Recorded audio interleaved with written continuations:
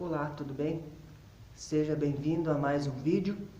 Hoje nós vamos tratar sobre o capítulo 3 do livro do Feynman, que é a relação da física com outras ciências. Ele começa dizendo nesse capítulo que a física é uma das mais fundamentais ciências. Ela é a mais abrangente das ciências, cuja origem vai se dar da filosofia natural. Então, quando a experimentação e a matemática se inserem dentro de um contexto dessa ciência, ela passa então a ser denominada ciências físicas. Ele vai nos dizer também que existe uma forte relação entre a matemática e a física. Porém, ele diz que a matemática não é uma ciência, porque não tem caráter experimental, mas nem por isso deixa de ser uma ferramenta muito importante e fundamental para a física. Assim como o amor não é uma ciência. Há várias maneiras de amar e o que amar. Pode ter pessoas que amam sapatos, amam carros, amam casas, amam pessoas. Então, a partir disso, ele diz que não tem como comprovar, passar pelo teste da experimentação. Então, a ciência com o amor e a matemática não são ciências nesse sentido. Depois ele vai falar sobre a química. A química, então, tem a tabela periódica, tabela dos elementos. Essa tabela é explicada a partir da mecânica quântica. A partir do estudo da mecânica quântica é possível, então, estabelecer parâmetros e propriedades dos átomos pela essa análise da física. Entendemos também na química que as substâncias que formam os seres vivos não tem nada de maravilhoso. Inclusive, algumas substâncias podem ser reproduzidas em laboratório. Então, não é feito do nada. De onde vêm os átomos dessas partículas, vão surgir. Então, há um estudo, há um método para se chegar nessas conclusões. Então, não é nada milagroso ou sem sentido para Feynman. Depois ele vai falar sobre a biologia.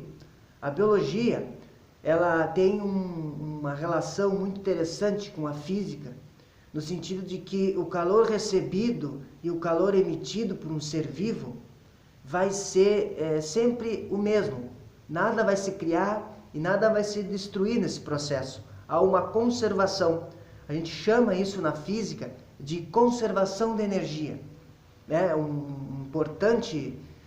Uma importante lei, um importante fundamento da física que até hoje é indiscutível, que vai ser tratado no próximo capítulo, no capítulo 4, com mais detalhes.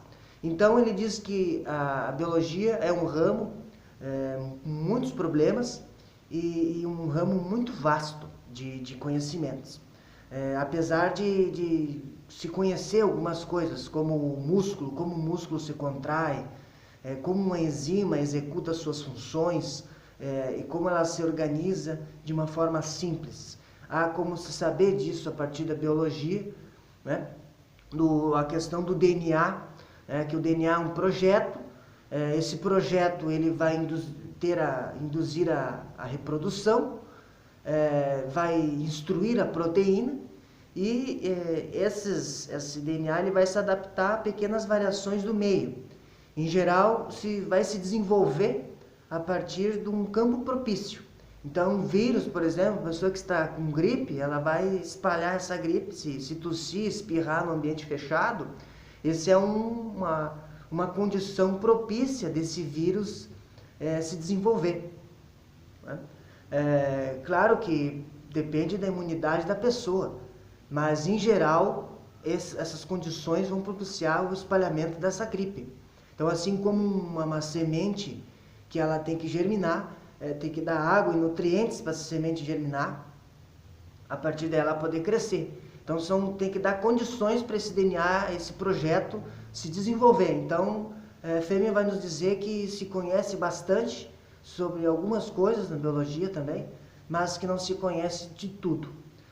Na questão da astronomia, ele vai nos dizer que existe um fato bem curioso, que as estrelas são formadas por átomos de mesma espécie. do que da Terra. Então há uma semelhança, por exemplo, hidrogênio. Hidrogênio nós encontramos nas estrelas, em supernovas, explosões de supernovas, supergigantes, mas elas também estão aqui na Terra em abundância. Então ele vai nos dizer que a astronomia ela contribui muito com essa busca do que a gente não conhece para se ter novos conhecimentos dentro do ramo da física. Inclusive o hélio, o gás hélio, ele foi descoberto no Sol. Não se descobriu aqui na Terra primeiro. Se descobriu lá no Sol, por isso que se deu o nome de Hélio, em homenagem ao deus do Sol, grego. E depois, mais adiante, que eles foram descobrir na Terra, que o hélio fica em altitudes maiores na Terra. Por isso que eles não tinham descoberto, mas depois que eles descobriram lá no Sol, eles puderam reconhecer que aqui na Terra também tem aqueles balões de gás hélio, né, que se enche de gás hélio, e os balões se somem, eles sobem, né? A gente não sabe para onde ele vai, né? São balões de gás hélio, ele vai se misturar em regiões da atmosfera bem altas, que a gente não consegue ver tão claramente, né? Depois ele vai nos dizer sobre a geologia. Geologia, então, tem os instrumentos da geologia que se usa para observar terremotos, vulcões, mas que esses instrumentos eles foram possíveis a partir da física experimental. A física experimental que tornou possível o desenvolvimento desses instrumentos para a geologia, para o estudo da Terra, dos fenômenos geológicos, né? Mas existem outros problemas que não foram solucionados. Por exemplo, o tamanho de uma gota de água, para onde que ela vai cair, isso é uma instabilidade. Nós não sabemos exatamente o tamanho da gota, para onde a gota vai cair. Por isso que as previsões do tempo são previsões, porque não dá para saber exatamente o comportamento dos fenômenos naturais, né? Por exemplo, se a gente conhecer a circulação das correntes que fluem no interior da Terra, nós podemos saber a densidade disso tudo, mas a gente não tem como saber como que isso vai acontecer, quando que vai ocorrer. Então, há essas lacunas de conhecimentos que nós temos e buscamos compreender melhor. Depois ele vai nos dizer da psicologia. Ele vai dizer que a psicologia ela não é uma ciência, né? No máximo pode ser um procedimento, um processo médico, né? Por não analisar diretamente o que ela está estudando. Então, quando ele cita, quando o animal ele aprende algo, na próxima vez que ele fazer, as células dele aprenderam, vai se armazenar numa espécie de memória que não se sabe onde é que está, e ele vai perceber que a ação desse animal vai mudar. Então, entende-se que houve um aprendizado daquele comportamento, ele começa a se comportar de maneira diferente do que se comportou anteriormente. Ele compara, então, essa ação humana, essa ação dos animais, como uma rede de computadores, com sinapses. Então, as nossas sinapses, as nossas conexões gerariam comportamentos, e dentro de uma rede de computador, né, quem é da área sabe que tem que se programar o computador para ele gerar uma ação, né, e ele vai executar aquilo ali. Então, é assim que Feynman analisa. E aí ele vai fechar o capítulo perguntando como as coisas evoluem, né? Pela teoria da evolução, então, como que as estrelas evoluem? Será que as leis físicas eram as mesmas antes da origem do universo? E será que vão mudar? Ou será que foram diferentes? Bom, isso não se sabe ainda.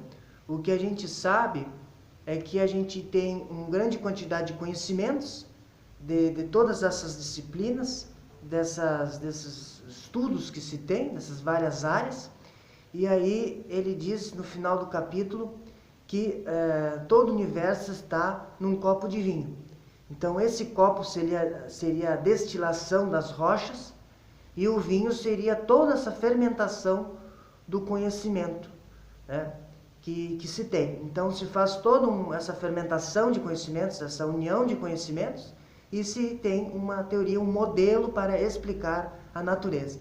E ele termina dizendo que se tudo der errado, a gente pega esse vinho do copo e toma.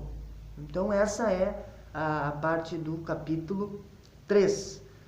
Em breve nós vamos gravar o capítulo 4, que vai falar mais especificamente sobre um conceito físico muito importante, inalterado até hoje, muito bem estabelecido, que é a conservação da energia.